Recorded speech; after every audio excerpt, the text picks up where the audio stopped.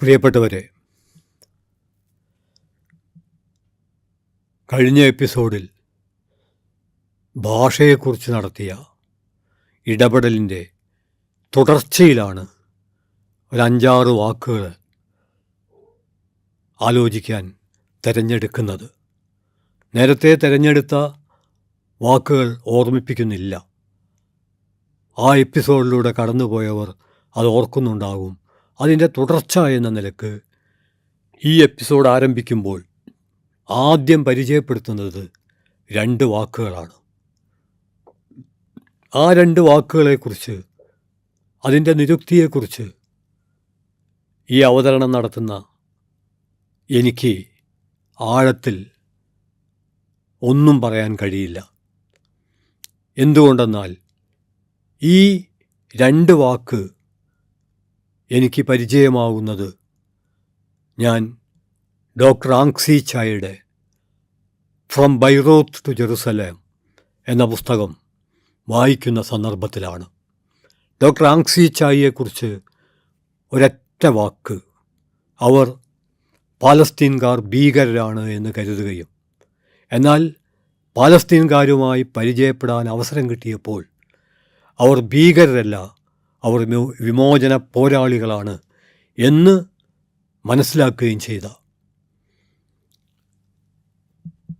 സാമൂഹ്യ പ്രവർത്തനത്തിൻ്റെ മണ്ഡലത്തിൽ നിരന്തരമായ പ്രവർത്തനം കൊണ്ട് വളരെ മുന്നേറിയ, ഒരുപക്ഷേ നമ്മുടെ കാലത്തിന് മാതൃകയാക്കേണ്ട ഒരു വ്യക്തിത്വമാണ് എന്ന് മാത്രമേ അവരെക്കുറിച്ച് പറയുന്നുള്ളൂ. അവർ ബൈറൂത്തിലെ അഭയാർത്ഥി ക്യാമ്പിൽ ഡോക്ടറായി പ്രവർത്തിക്കുമ്പോൾ പെട്ടെന്ന്, അതിൽ വലിയ അത്ഭുതമൊന്നുമില്ല, അഭയാർത്ഥി ക്യാമ്പുകളിലും കടുത്ത ആക്രമണം നടക്കുന്ന, ഇപ്പോഴും നടക്കുന്നുണ്ട്, ബോംബ് വന്ന് വീഴും, ആശുപത്രി ഒഴിവാക്കാറില്ല. അന്താരാഷ്ട്ര യുദ്ധ നിയമം അനുസരിച്ച് ആശുപത്രികൾ, കുട്ടികൾ പഠിക്കുന്ന കിൻഡർ ഗാർഡൻ, സ്കൂളുകൾ, ഇതൊക്കെ ബോംബാക്രമണത്തിൽ നിന്ന് ഒഴിവാക്കേണ്ടതാണ്. പക്ഷേ ഒഴിവാക്കാറില്ല സയനിസ്റ്റ് അധിനിവേശം. അങ്ങനെ ആശുപത്രിയിൽ ബോംബ് വീണപ്പോൾ ഡോക്ടർ ആങ്സി ചായ് നടുങ്ങിപ്പോയി. പക്ഷെ അഭയാർത്ഥികളായ, മുറിവ് പറ്റി ചികിത്സ കാത്ത് കിടക്കുന്ന ആ പാലസ്തീൻകാർ പറഞ്ഞ ആദ്യത്തെ വാക്ക് ഹലാസ്. എന്നാൽ അവരവിടെ നിർത്തിയില്ല. പിന്നെ തുടർന്ന് പറഞ്ഞത് സുമുത്ത്. ഡോക്ടർ ആങ്സി ചായ് സാക്ഷ്യപ്പെടുത്തുന്നു, ഞാൻ പഠിച്ച ആദ്യത്തെ 2 അറബ് വാക്കുകൾ, ഒന്ന് ഹലാസ്, തീർന്നു, കഴിഞ്ഞു, ബോംബ് വീണതോടെ എല്ലാം അവസാനിച്ചു. പക്ഷേ അടുത്ത വാക്ക് സുമുത്ത്, അതിജീവിക്കും. ഈ 2 വാക്കുകളും ഒരു ചരിത്രഘട്ടത്തെയാണ് അടയാളപ്പെടുത്തുന്നത് എന്ന് മാത്രമേ ഞാനിപ്പോൾ പറയുന്നുള്ളൂ. കൂടുതൽ വിശകലനം ആവശ്യപ്പെടുന്ന, അതായത് ഏത് പ്രതിസന്ധിയെയും അതിജീവിക്കാൻ കരുത്ത് പകരുന്ന, പ്രതിസന്ധികൾക്ക് മുമ്പിൽ പതറാത്ത ഒരു ജനതയുടെ ആത്മവീര്യത്തെയാണ്. ആദ്യത്തെ വാക്ക് എന്താണ് സംഭവിച്ചത് എന്നതിലേക്ക് സൂചന നൽകുമ്പോൾ, രണ്ടാമത്തെ വാക്ക് എന്ത് സംഭവിച്ചാലും അതിനെ അഭിമുഖീകരിക്കാൻ ഞങ്ങൾ പ്രാപ്തരാണ്, പിന്മടക്കമില്ല എന്ന പ്രതിജ്ഞ. അതാണ് സുമുത്ത്. 4 ലേബർ കോഡുകൾ ജനായത്ത കാഴ്ചപ്പാടുകൾ അട്ടിമറിച്ചുകൊണ്ട് നിലവിൽ വരുന്ന ഒരു പശ്ചാത്തലത്തിൽ ഓർമ്മിച്ചെടുക്കേണ്ട ഒരു വാക്കിനെക്കുറിച്ചാണ് അടുത്ത് സൂചിപ്പിക്കാൻ ശ്രമിക്കുന്നത്. അത് 8 അവർ ഫ്രീഡം, 8 അവർ മാഡ്നസ്. 8 അവർ എന്ന് കേൾക്കുമ്പോൾ തന്നെ ചരിത്രബോധമുള്ളവർ മെയ് ദിന സമരത്തിൻ്റെ മഹത്തായ മുദ്രാവാക്യത്തെക്കുറിച്ച് അനിവാര്യമായും ഓർമ്മിക്കണം. 8 മണിക്കൂർ ജോലി, 8 മണിക്കൂർ വിശ്രമം, 8 മണിക്കൂർ വിനോദം. 1886 നടന്ന സമാനതകളില്ലാത്ത മഹാസമരം. ആ സമരത്തിലൂടെയാണ് 14-18 മണിക്കൂർ ജോലി സമയം 8 മണിക്കൂറായി. അതിന് നൽകേണ്ടി വന്ന വില വളരെ വലുതാണ്. ആ കാലത്ത് തൊഴിലാളികൾ ആത്മാഭിമാനത്തോടെ ഉച്ചരിച്ച വാക്കാണ് 8 അവർ ഫ്രീഡം, 8 അവർ ഷൂ, 8 അവർ ഷർട്ട്. എല്ലാറ്റിനും മുമ്പിൽ ഒരു വിശേഷണമായി അവർ 8 മണിക്കൂർ എന്ന് ചേർത്തു. എന്നാൽ മൂലധന ശക്തികളാകട്ടെ ഈ 8 മണിക്കൂറിനെ സ്വാതന്ത്ര്യമായിട്ടല്ല, ഭ്രാന്തായിട്ടാണ് കണ്ടത്. അവർ അതിനെ 8 അവർ മാഡ്നസ് എന്ന് വിളിച്ചു.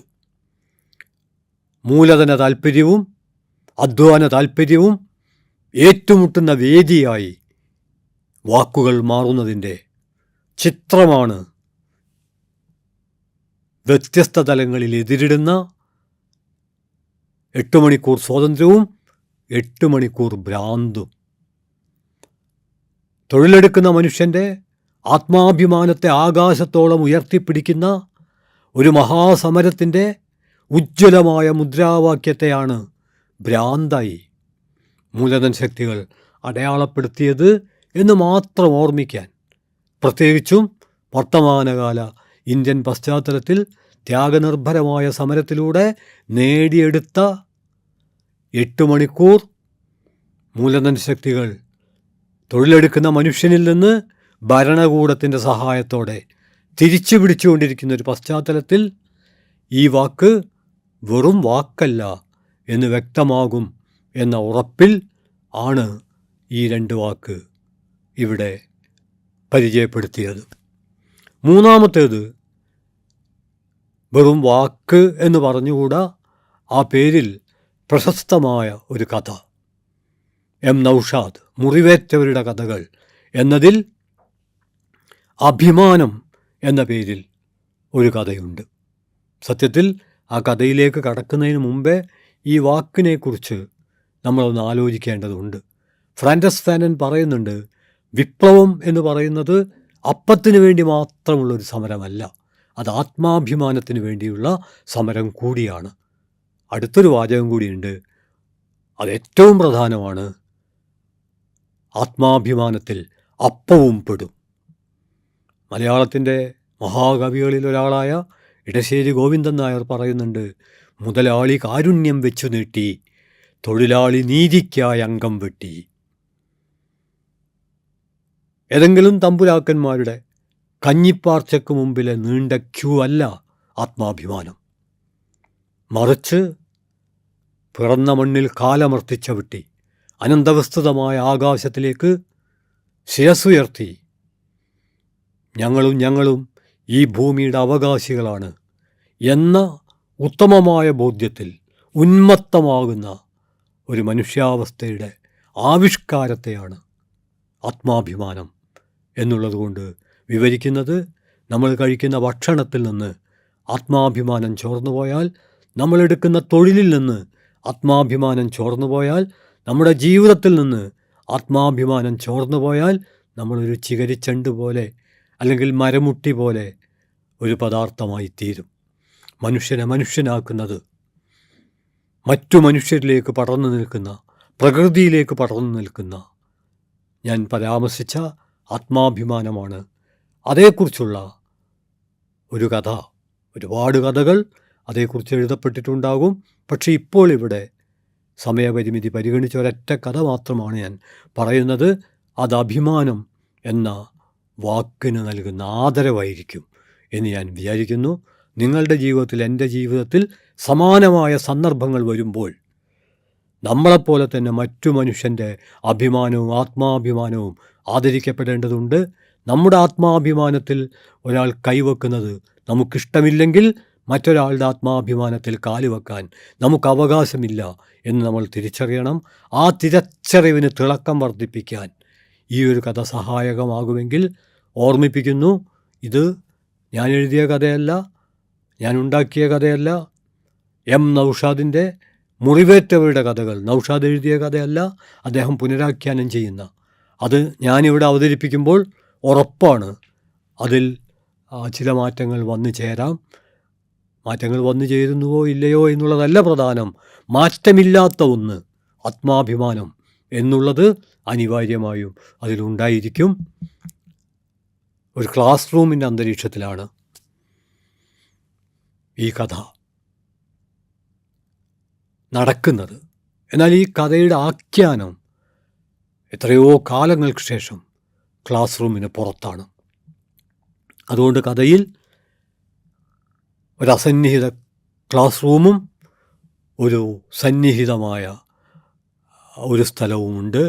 ആ സ്ഥലത്ത് വെച്ചാണ് ജോണി എന്ന വിദ്യാർത്ഥിയും അഗസ്ത്യൻ എന്ന അധ്യാപകനും കണ്ടുമുട്ടുന്നത്. അധ്യാപകന് പ്രായം എത്രയോ വർദ്ധിച്ചിട്ടുണ്ട്. പഴയ വിദ്യാർത്ഥികളെ കണ്ടാൽ തിരിച്ചറിയാൻ പറ്റാത്ത അവസ്ഥയാണ്. അങ്ങനെ ഇരിക്കുമ്പോഴാണ് ജോണി അഗസ്ത്യൻ മാഷിനെ കാണുന്നത്. കണ്ടപാട് തന്നെ ജോണിക്ക് ആഹ്ലാദമായി. അവൻ മാഷ് അടുത്തേക്ക് ചെന്നു, പരിചയപ്പെടുത്തി. പക്ഷെ മാഷ് ഓർത്തെടുക്കാൻ പറ്റുന്നില്ല. അദ്ദേഹം പറഞ്ഞു, മോനെ, എനിക്ക് ഓർത്തെടുക്കാൻ പറ്റുന്നില്ല.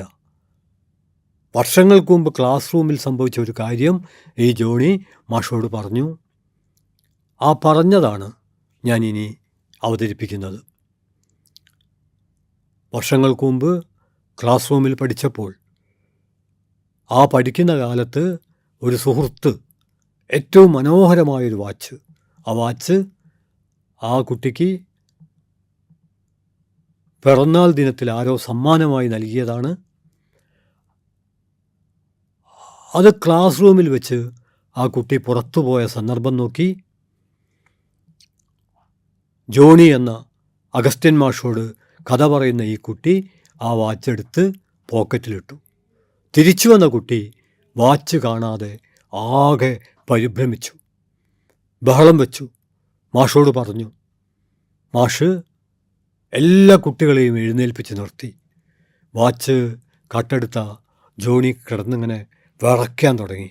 സ്വാഭാവികം, തൻ്റെ പോക്കറ്റിലെ ആ വാച്ച് മാഷിപ്പോൾ കണ്ടെടുക്കുമല്ലോ, കൂട്ടുകാർക്കിടയിൽ ഞാൻ കള്ളനായി തീരുമല്ലോ, എൻ്റെ ആത്മാഭിമാനം ആകെ ഇല്ലാതാകുമല്ലോ, ഞാൻ എൻ്റെ അറിവില്ലായ്മ കൊണ്ട് ഒരു തെറ്റ് ചെയ്തു എന്നുള്ളത് ശരിയാണ്, പക്ഷെ അതിൻ്റെ പേരിൽ ഞാൻ ആകെ തകർന്നു പോകുമല്ലോ എന്നൊക്കെ കരുതിയിരിക്കുമ്പോൾ മാഷ് എല്ലാ കുട്ടികളോടും കണ്ണടയ്ക്കാൻ പറഞ്ഞു.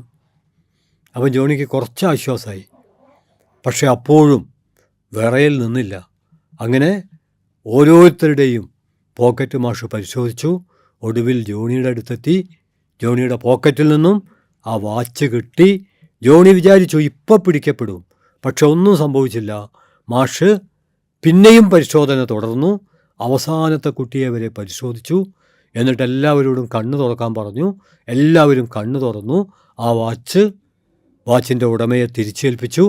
കുട്ടികൾക്ക് ആർക്കും മനസ്സിലായില്ല മാഷ് എവിടെ നിന്നാണ് എടുത്തത്. പക്ഷേ ജോണിക്ക് മനസ്സിലായി എൻ്റെ പോക്കറ്റിൽ നിന്നാണ് എടുത്തത് എന്ന്. മാഷക്ക് മനസ്സിലാവുമല്ലോ, മാഷ് എന്നെ സ്റ്റാഫ് റൂമിലേക്ക് വിളിക്കും, എന്നെ ചീത്ത വിളിക്കും എന്നൊക്കെ വിചാരിച്ചു. പക്ഷേ മാഷ് സ്റ്റാഫ് റൂമിലേക്ക് വിളിച്ചില്ല, ചീത്ത വിളിച്ചില്ല, ഒന്നും സംഭവിച്ചില്ല. എത്രയോ വർഷങ്ങൾക്ക് ശേഷം ജോണിക്ക് മറക്കാനാവാത്ത ആ മാഷിൽ നിന്ന് ഊർജ്ജം ഉൾക്കൊണ്ട് ജോണി പിന്നീടൊരു മാഷായി. ഈ സംഭവം മാഷ് ഓർക്കുന്നില്ലേ? അന്ന് വാച്ച് കെട്ട കുട്ടിയാണ് ഞാൻ എന്ന് പറഞ്ഞപ്പോൾ ആ മാഷ് പറഞ്ഞു, മോനെ, സംഭവം എനിക്ക് ഓർമ്മ വരുന്നുണ്ട്, പക്ഷേ കണ്ണടയ്ക്കാൻ പറഞ്ഞു നിങ്ങളോട്. ഞാനും കണ്ണടച്ചിട്ടാണ് നിങ്ങളുടെ പോക്കറ്റ് പരിശോധിച്ചത്. എനിക്കറിയില്ല സത്യമായും ആരുടെ പോക്കറ്റിലായിരുന്നു ആ വാച്ച്. നീ ഇപ്പോൾ പറയുന്നു നിൻ്റെ പോക്കറ്റിലാണ് എന്ന്. എനിക്കത് ഉൾക്കൊള്ളാൻ കഴിയുന്നില്ല എന്ന് മാഷ് പറഞ്ഞപ്പോൾ ജോണി മാഷിൻ്റെ കൈകൾ കൂട്ടിപ്പിടിച്ച് ചുംബിച്ച് കണ്ണുനീർ കൊണ്ട് ആ കൈകൾ കഴുകി. ഞാൻ സൂചിപ്പിക്കുന്നത് ഒരുപക്ഷേ ഈ ഒരു ചെറിയ കഥയുടെ വിപുലീകരണമാണ് ലോകത്തെ മഹാ ക്ലാസിക്കുകളിലൊന്നായ വിക്ടർ ഹ്യൂഗോയുടെ പാവങ്ങൾ എന്നുകൂടി നമുക്ക് മനസ്സിലാക്കാൻ കഴിയും. ഇനിയും ഇതുപോലെ നിരവധി വാക്കുകൾ, നിരവധി കഥകൾ എല്ലാം കൂടിച്ചേർന്ന ഭാഷയുടെ അപാരമായ സാധ്യത. ആ സാധ്യതയ്ക്ക് മുമ്പിൽ താൽക്കാലികമായി ഒരു കോമയിട്ടുകൊണ്ട് ഈ എപ്പിസോഡ് ഇവിടെ അവസാനിപ്പിക്കുന്നു. നിങ്ങൾക്കെൻ്റെ അഭിവാദ്യങ്ങൾ.